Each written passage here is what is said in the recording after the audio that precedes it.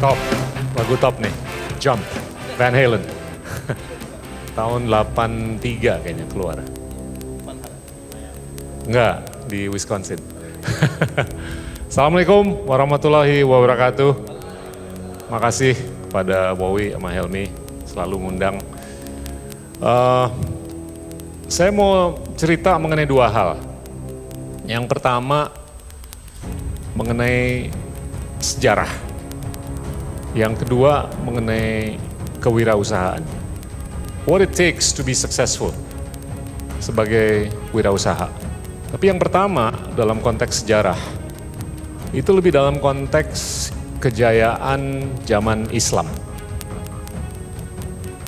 Kalau kita ngelihat ilmu pengetahuan atau ilmu alam, itu ada ukuran yang dipakai untuk memberikan pengakuan. Apakah seorang ilmuwan itu keren apa enggak di era kontemporer atau modern. Itu namanya Nobel. Nobel itu yang diprakarsai oleh orang namanya Nobel, orang Swedia.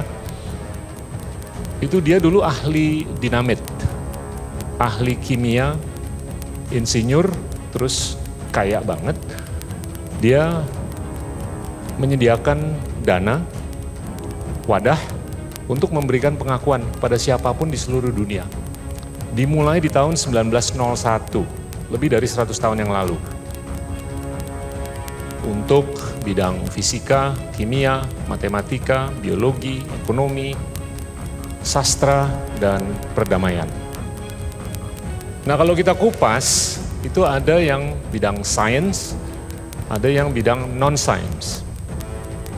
Dalam 121 tahun terakhir, dalam sains itu penghargaan yang diberikan itu sudah 631 dalam bidang sains saja.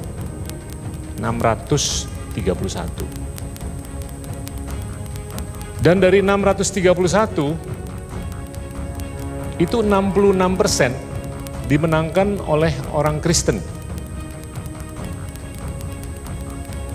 24% dimenangkan oleh orang Yahudi. Mau tebak berapa persen yang dimenangkan oleh orang Islam?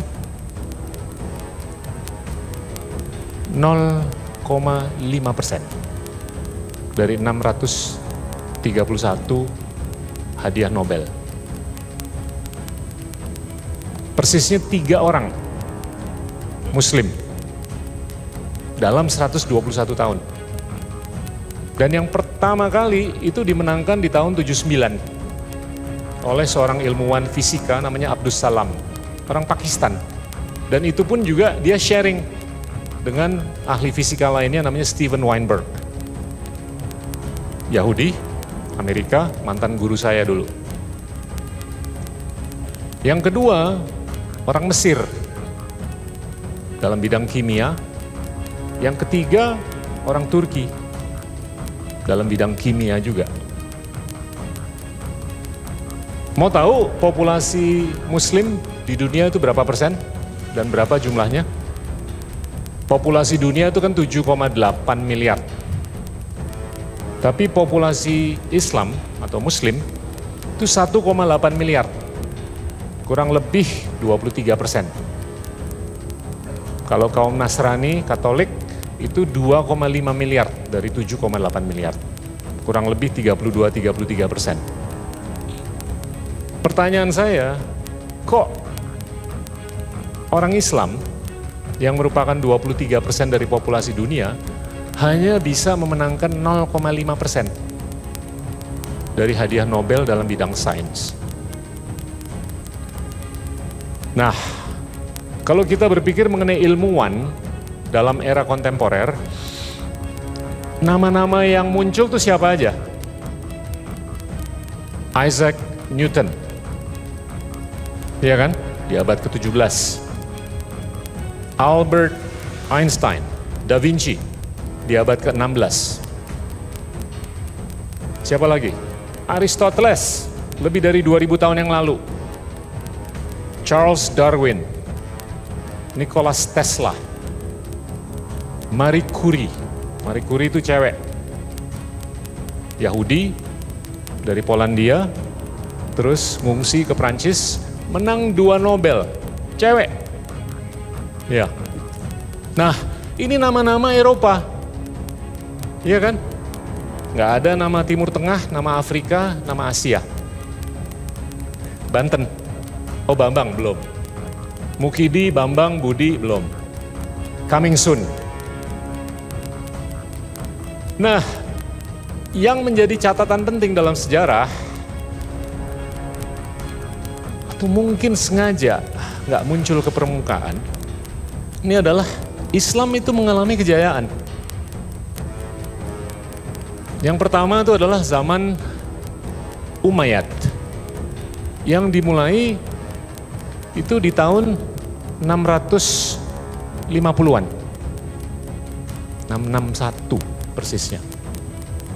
Jadinya 29 tahun setelah Nabi Muhammad meninggal.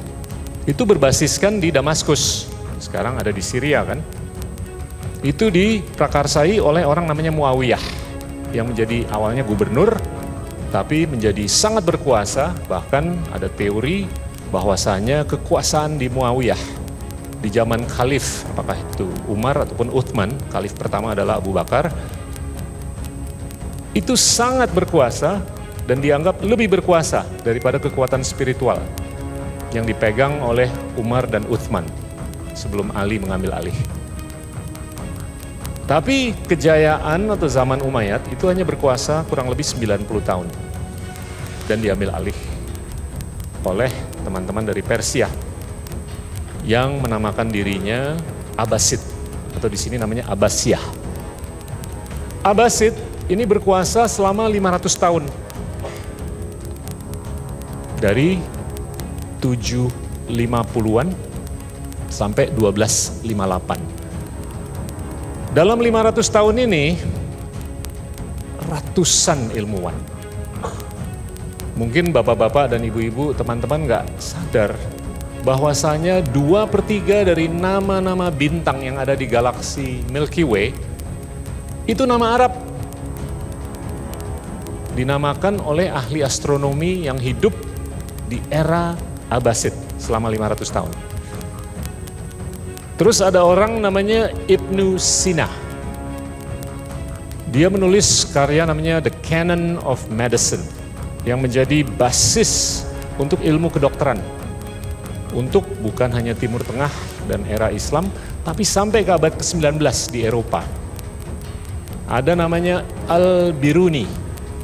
Al-Biruni ini ahli trigonometri yang menemukan teori untuk mengukur panjang lingkaran planet bumi. Tahu nggak? Di abad ke-9 dan 10 itu mereka sudah menemukan bahwasanya lingkaran bumi itu 40.000 kilometer. Fast forward 1000 tahun, ternyata akurasinya itu cuman off di bawah 1%. Ini sudah ditemukan 1000 tahun yang lalu. Ada yang namanya Al-Khwarizmi. Dia itu ahli matematika. Dia menulis buku The Compendium of Additions and Deductions. Intinya penambahan dan pengurangan, namanya Al-Jabar. Al-Jabar Muqaddalah. Dan teorinya dia itu menjadi dasar. Bahkan kata algoritma itu berdasarkan dari Al-Khwarizmi.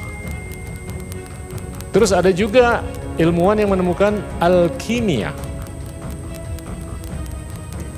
Kimia, chemistry, itu dari alkimia. Dan alkimia menjadi alkemi.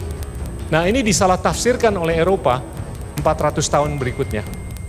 Ternyata dasar dari alkimia itu bercabang dua, alkemi dan kimia. Terus ada juga Al-Tusi, ilmuwan bernama Al-Tusi yang menemukan teori mengenai kemungkinan bahwasanya planet bumi atau matahari adalah sentra dari solar system. Tahu siapa yang mendeklarasikan bahwasanya matahari itu adalah sentra dari solar system pertama kali?